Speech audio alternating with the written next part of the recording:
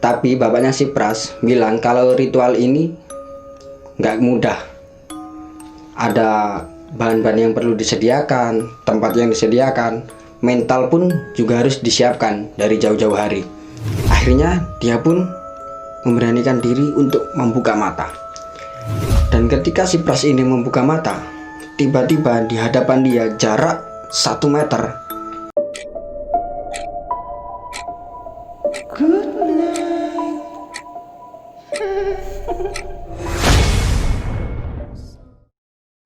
Assalamualaikum warahmatullahi wabarakatuh. Selamat datang di Good Night YouTube channel. Sebelumnya, perkenalkan saya Genjor Anom Pramujo. Di video kali ini, saya akan menceritakan pengalaman horor yang dialami sama teman saya. Bisa dibilang ini saudara saya.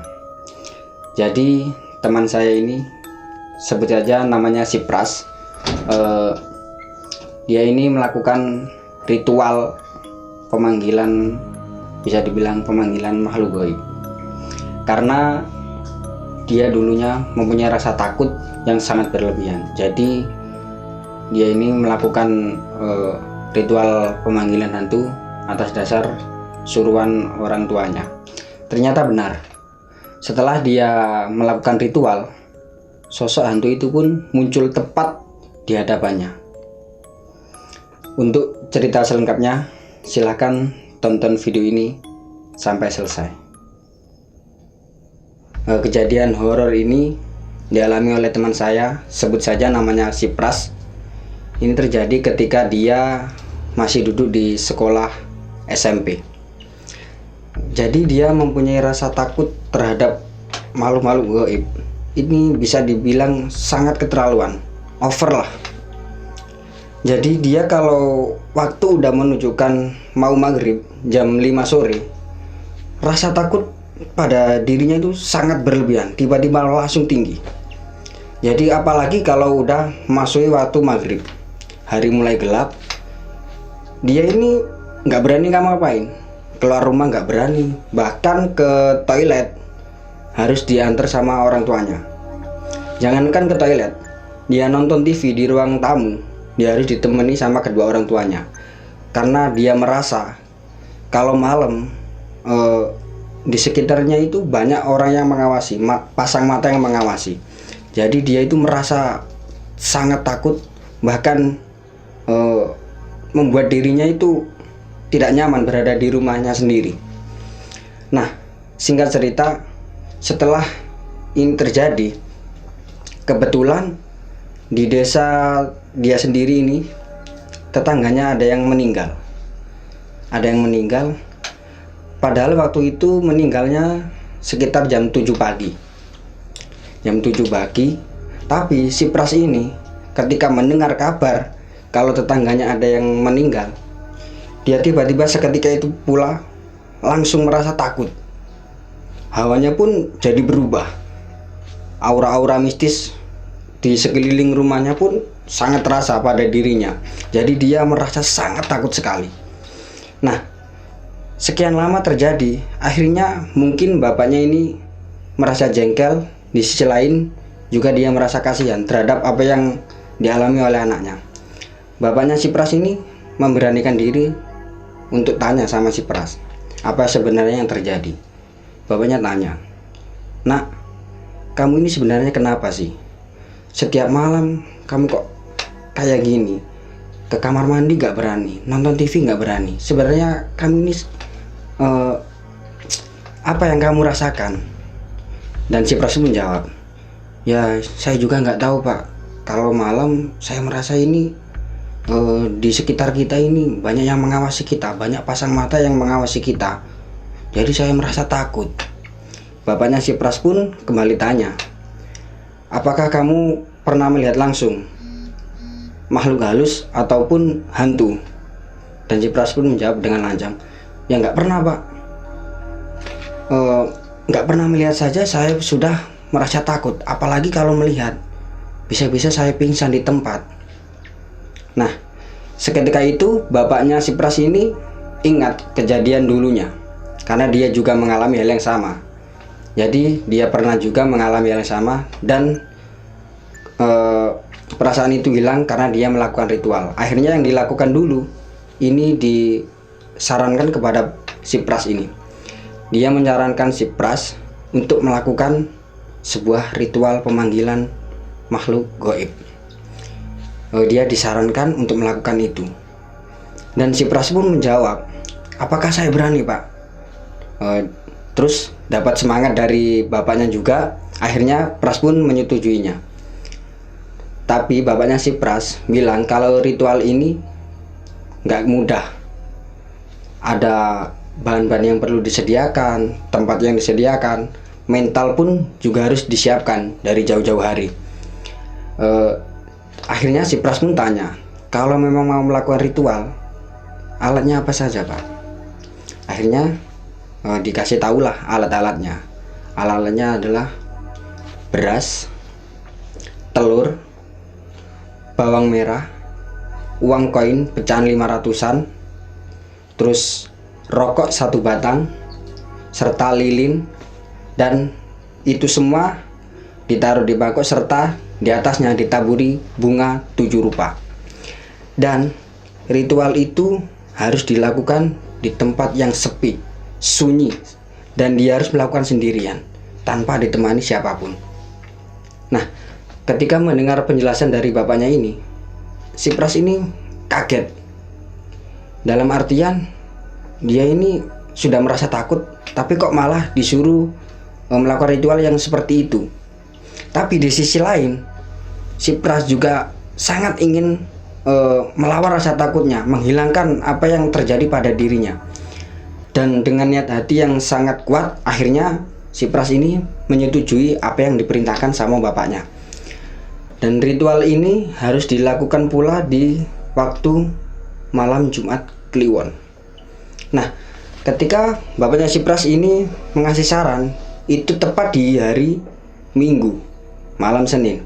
Jadi masih ada waktu 4 hari untuk mempersiapkan semuanya, dari segi alat maupun mental-mentalnya. Singkat cerita, waktu itu sudah memasuki Kamis, jam 4 sore.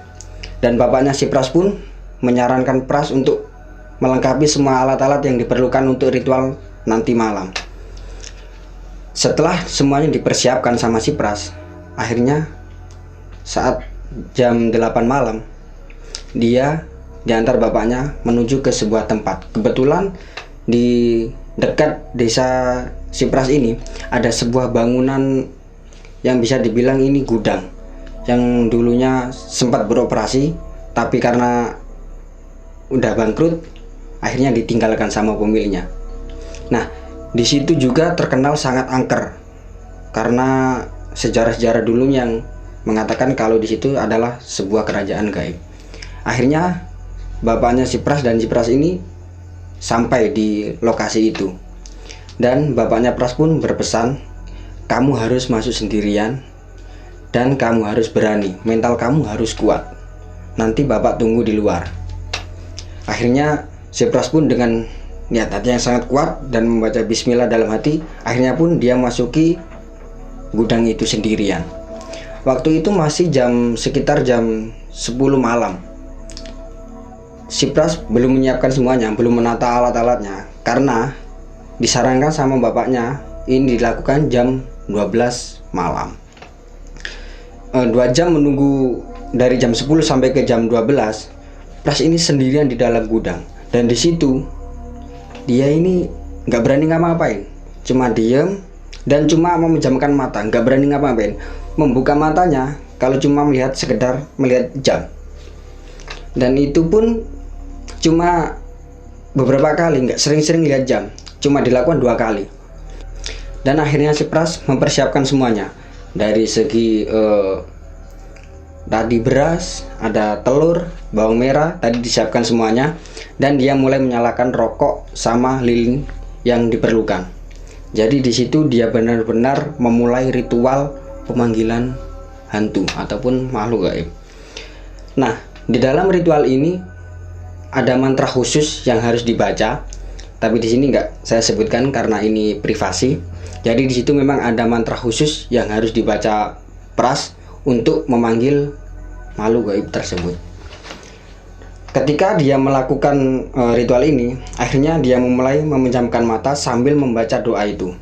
Pertama, mungkin dia nggak fokus dan dia nggak tenang. Dia membaca berulang-ulang kali. Ketika dia membuka mata, masih belum terjadi apa-apa.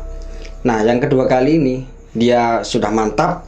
Akhirnya dia memulai lagi membaca mantra sambil memejamkan mata, dibaca terus berulang kali. Nah, ketika membaca mantra udah sampai 40 kali, tiba-tiba badan si Pras ini merasa merinding. Dan tiba-tiba seketika itu pula tubuh si Pras ini sangat-sangat merinding. Dan si Pras pun sempat berpikir, apakah ini tanda-tanda kemunculan makhluk astral itu? Akhirnya dia pun memberanikan diri untuk membuka mata. Dan ketika si Pras ini membuka mata, tiba-tiba di hadapan dia jarak 1 meter. Jadi sosoknya ini tinggi besar, rambutnya panjang, hitam, matanya melotot, dan ada tulang-tulang yang keluar, mukanya hancur bercampur darah serta nanah. Dia duduk di depan si Pras ini jarak 1 meter, tapi dia nggak napak tanah. Ada jarak 1 jengkal dari tanah, jadi dia duduknya ini melayang. Seketika itu pula Prasetyo ini sangat-sangat merasa takut. Niat hati dia ingin teriak karena saking takutnya, tapi mulutnya ini seolah-olah terkunci, jadi dia nggak bisa teriak. Nah, ketika itu pula si Pras ini teriak dalam hati, Nah, ketika si Pras ini teriak, tiba-tiba sosok ini bicara sama Pras. Ono opo? Mungkin yang dimaksud sama sosok ini, ada apa? Kenapa si Pras ini mendatangkan dia ke hadapannya? Nah, ketika sosok ini selesai bicara ono opo, si Pras ini tiba-tiba langsung pingsan, nggak sadarkan diri. Di sisi lain, bapaknya si Pras di luar gudang ini mendengar ada sebuah kegaduhan. Mungkin waktu ketika Pras ini pingsan, kakinya menyenggol mangkok ataupun peralatan yang disediakan tadi, jadi kedengar sampai luar. Di situ bapaknya Pras pun langsung masuk ke dalam gudang. Ternyata benar, bapaknya Pras melihat si Pras ini sudah jatuh pingsan. Akhirnya si Pras ini dibawa pulang sama bapaknya. Sesampainya di rumah, si Pras mencoba dibangunkan sama bapaknya. Ketika bangun, bapaknya si Pras ini tanya sama Pras, ada apa? Tapi di sini Pras nggak langsung jawab, tapi dia masih teriak-teriak, Mungkin suasana di dalam gudang tadi terbawa sampai ke rumah, jadi dia masih merasa ketakutan. Akhirnya setelah Pras ini teriak, bapaknya pun ngasih dia minum. Dan setelah si Pras ini udah mulai mendingan, bapaknya ini tanya kepada si Pras, apa yang kamu lihat tadi di dalam gudang? Akhirnya Pras pun menjelaskan kalau di dalam gudang tadi dia melihat sosok tinggi besar, rambutnya panjang, yang bisa dibilang itu sosok genderuwo lah.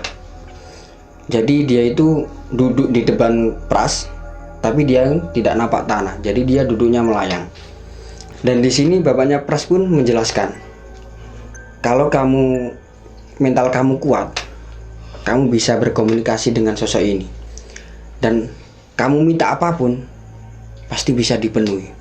Tapi berhubung mental kamu tidak kuat, akhirnya kamu pingsan. Dan ketika kamu pingsan, sosok ini langsung lari, langsung menghilang, entah kemana. Dan setelah bapaknya Pras ini menjelaskan, si Pras ini disuruh tidur, istirahat. Akhirnya istirahat. Singkat cerita, setelah kejadian ini, selang 1 tahun, Pras ini nggak sadar kalau rasa takut yang ada pada dirinya ini mulai berkurang, karena di saat itu tepat tetangganya di samping rumahnya ini tangganya meninggal. Nah, ketika meninggal, Pras ini tiba-tiba ikut memandikan jenazahnya, menyolati jenazahnya, dan ikut ke kuburan. Tapi di sini Pras masih tidak sadar kalau rasa takutnya udah mulai berkurang. Singkat cerita, Setelah Pras ini pulang dari makam untuk memakamkan jenazah tetangganya, bapaknya si Pras ini tanya kepada si Pras, kok tumben kamu ikut ke makam? Biasanya kan kamu takut. Nah, di sini Pras mulai sadar kalau rasa takutnya udah mulai berkurang. Di sini dia sempat berpikir, oh iya ya, padahal kan dulu saya sangat penakut, tapi kok kali ini saya nggak merasa takut, nggak merasa ada yang janggal. Di sini dia sadar, oh iya, kalau kita ini seharusnya nggak boleh takut. Singkat cerita, beberapa bulan kemudian si Pras ini main sama teman-temannya di malam hari, tapi entah itu hari apa dia lupa. Sama 4 temannya dia itu main ke salah satu rumah temannya ini kan, sampai larut malam, dan waktu udah menunjukkan jam 12:30, dan si Pras ini memutuskan untuk pulang duluan karena dia udah merasa ngantuk. Akhirnya dia pamit sama teman-temannya untuk pulang.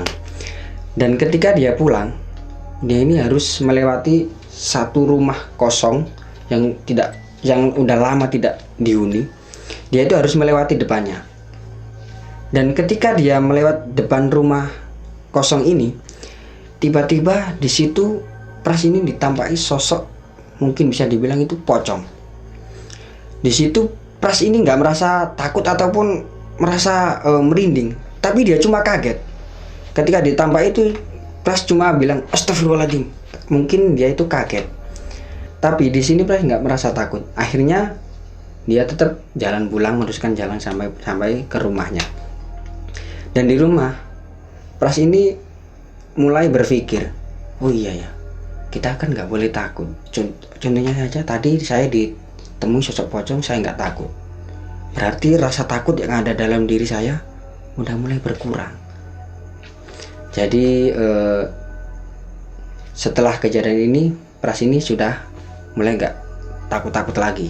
Ya wajar, manusiawi kalau masih punya rasa takut, tapi kan itu masih wajar, nggak berlebihan kayak dulu yang dialami sama Pras. Intinya di sini pesan buat teman-teman, kita sebagai manusia, kita nggak boleh takut sama yang namanya makhluk halus, hantu, jin, ataupun yang lainnya, karena derajat kita sebagai manusia ini lebih tinggi dari mereka-mereka yang ada di alam lain.